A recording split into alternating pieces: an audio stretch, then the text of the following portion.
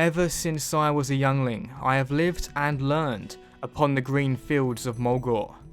From our safe bastion, the Tauren people, my people, have become one with the land itself.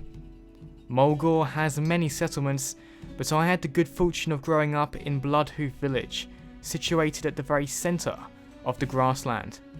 All visitors and all trade pass through our community. We are a nexus to the Tauren people.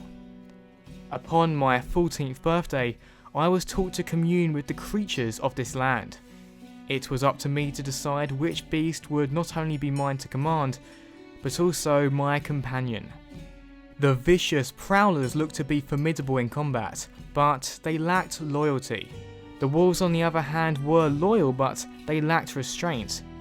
The Kodos looked to be mighty companions, but their size would make them impractical, perhaps better suited to riding.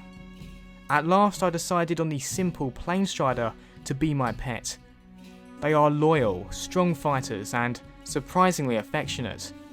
I named my Plainstrider Dawn, after the sun that rises every morning and descends every night. Reliable, punctual and essential. I took Dawn to the southernmost villages where we were to learn the art of the hunter, but little did I know just how hands-on my training would be. For many years the Quillboars were hostile to the Tauren, but they mostly stayed away in their foul, thorny caves. However, the Quillboar had unexpectedly decided to attack the people of Camp Narachi, slaughtering innocents and corrupting the once sprawling green fields. I had little knowledge of how to use my bow, and Dawn was still not truly tested in the art of combat, but I had to do something. Luckily, the denizens of Narachi had managed to establish a front line against the Quillboar, but the threat was not yet dealt with, and the Quillboar just kept on coming. After speaking with the camp weaponsmith, I ventured out to kill as many of the mongrels as I could, given my limited experience.